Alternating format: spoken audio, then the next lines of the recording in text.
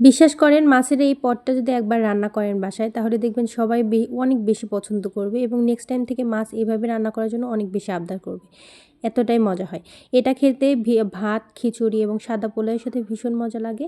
আর এটা যদি চান একবার অবশ্যই ট্রাই করে দেখতে পারেন। এতটাই বেশি মজা হয়। তাহলে চলুন শুরু করা যাক আজকে ভিডিওটা।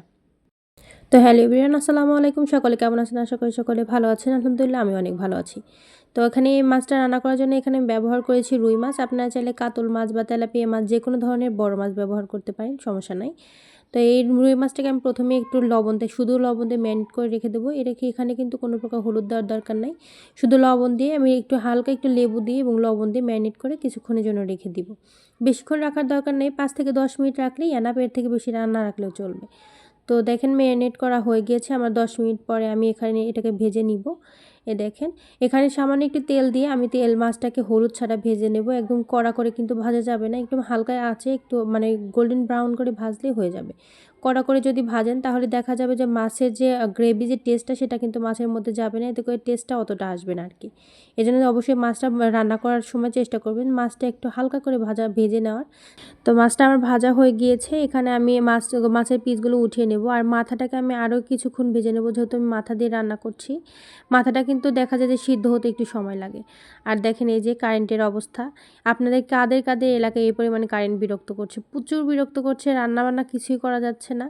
তারপরে এখানে আমি দিয়ে দিয়েছি তেলের মধ্যে দিয়ে দিয়েছি কালো গোলমরিচ এবং দিয়ে দিয়েছি দারচিনি দেওয়ার পরে এখানে আমি বড় সাইজের একটা পেঁয়াজ কুচি করে কেটে সেটাকে ভেজে নেব গোল্ডেন ব্রাউন করে ভাজা হয়ে গেলে এখানে আমি দিয়ে দিয়েছি আদা এবং রসুন বেটে সেটা দিয়ে দিয়েছি। অবশ্যই এই মাছটা চেষ্টা করবেন আদা এবং রসুন একদম কম দেওয়ার, বেশি দিলে কিন্তু টেস্টটা ভালো আসবে না, মাছের যে অরিজিনাল টেস্ট সেটা থাকবে না। তারপরে দিয়ে দিয়েছি এখানে 1 কাপ পরিমাণ পেঁয়াজ, সেটাকে পেস্ট করে সেটা দিয়ে দিয়েছি। তারপরে এখানে দিয়ে দিয়েছি জিরার গুঁড়ো দিয়ে কিছুক্ষণ ভেজে নিয়েছি। ভেজে নেওয়ার পরে আমার আরেকটা কথা, মাঝখানে আমি মানে ভিডিওটা স্কিপ হয়ে গিয়েছিলাম, ভিডিওটা করতে পারিনি, যার কারণে দেখানো হয়নি। তো এখানে আমি টক দই দিয়ে দিয়েছি। এখানে অবশ্যই টক দইটা দিয়ে দিবেন। টক দইটা ফেটিয়ে সেটা দিয়ে দিয়েছি। দিয়ে দেওয়ার পরে এখানে দিয়ে দিয়েছি ধনিয়া গুঁড়ো এবং দিয়ে দিয়েছি লাল মরিচের গুঁড়ো, এতে করে কালারটা সুন্দর আসবে। দিয়ে সুন্দর একটু ঝোল দিয়ে কষিয়ে নিয়েছি। কষিয়ে নেওয়ার পরে যখন দেখবেন যে তেলটা ছেড়ে দিয়েছে, তো এখানে তেলটা ছেড়ে দেওয়া পর্যন্ত কষিয়ে নেব। কষিয়ে নেওয়ার পরে এখানে আমি যেহেতু মাছের মাথা দিয়ে রান্না করব, সেহেতু মাছের মাথাটা আমি আগে দিব। আগে দিয়ে এটাকে একটু রান্না করে নেব, তাহলে দেখা যাবে ভেতরে সুন্দর করে সিদ্ধ হবে, খেতে ভালো লাগবে।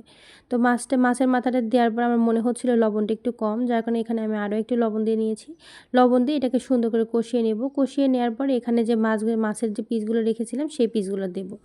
আর মাছের পিসগুলো দেওয়ার পরে কিন্তু বেশি নাড়াচাড়া করা যাবে না, এতে করে মাছটা ভেঙে যাওয়ার সম্ভাবনা থাকবে। যেহেতু মাছটা একদম হালকা করে ভাজা হয়েছে, যার কারণে ভেঙে যাওয়ার সম্ভাবনা অনেক বেশি থাকে। তো মাছগুলো দেওয়ার পরে আমি সুন্দর করে এটাকে আরও একটু কিছুক্ষণ কষিয়ে নেব। সুন্দর করে কষিয়ে নেওয়ার পরে এখানে সামান্য একটু ঝোল দিয়ে দেবো। ঝোল কিন্তু অনেক বেশি দেওয়া যাবে না। আর যারা আমার ভিডিও দেখছেন তারা অবশ্যই একটা লাইক এবং একটা কমেন্ট করে দিয়ে আমার চ্যানেলটাকে সাবস্ক্রাইব করে দিবেন। তো অনেকে আছেন যারা ভিডিও দেখেন কিন্তু কোনো প্রকার লাইক কমেন্ট করেন, এটা আসলে আমাদের অনেক বেশি কষ্ট দেয়। তো অবশ্যই আমার চ্যানেলটাকে একটু সাবস্ক্রাইব করে দিবেন এবং লাইক কমেন্ট করে দিবেন। তো এখানে আমি দিয়ে দিয়েছি ঝোল দেওয়ার পরে আমি আরও কিছুক্ষণ একটু ঝোলটা কিন্তু অবশ্যই অল্প দেবেন, যেহেতু কষানো হয়েছে, ভাজা হয়েছে, মাছটা অলরেডি সিদ্ধ হয়ে গিয়েছে। তো সামান্য একটু ঝোল দিয়ে আমি এটাকে ঢেকে দেবো।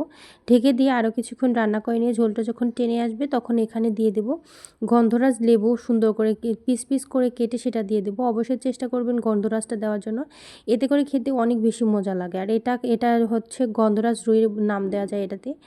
তো এখানে আমি লেবুগুলো দেওয়ার পরে কিন্তু চুলার ফ্লেম আর দেওয়া যাবে না, চুলাটা টোটালি বন্ধ করে দিয়ে তারপরে কিন্তু লেবুগুলো দিতে হবে, তাছাড়া কিন্তু লেবু সিদ্ধ হয়ে যাবে, যেহেতু লেবুতে ভিটামিন সি থাকে, এতে করে ক্ষতির সম্ভাবনাই বেশি। তোমার মাছটা হয়ে গিয়েছে, দেখেন কতটা সুন্দর হয়েছে। তো অবশ্যই বাসায় এরকম করে যদি একবার ট্রাই করেন দেখবেন অনেক বেশি মজা লাগবে। আবার যারা ট্রাই করবেন অবশ্যই কমেন্ট করে জানাবেন এবং যারা করেছেন তারা অবশ্যই আমাকে কমেন্ট করে এটাও জানাবেন যে কেমন হয়েছিল। তো আমি এটাকে বেশি করে রিকমেন্ড করব, কারণ এটা খেতে এতটাই মজা লাগে, এই মাছটা খেতে আসলে ওই লেবুর যে একটা স্মেল সেটাই আসলে অনেক বেশি টেস্ট দেয় আর কি।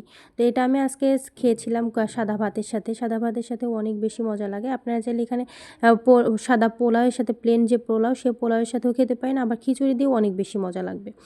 তো ভিডিওটা যারা দেখছেন তারা অবশ্যই আমার চ্যানেলটাকে সাবস্ক্রাইব করে দিবেন। ভিডিওটা আর বেশি বড় করব না, সকলে ভালো থাকবেন, সুস্থ থাকবেন, দেখা হবে রান্নার আরও একটা ভিডিও নিয়ে। আসসালামু আলাইকুম।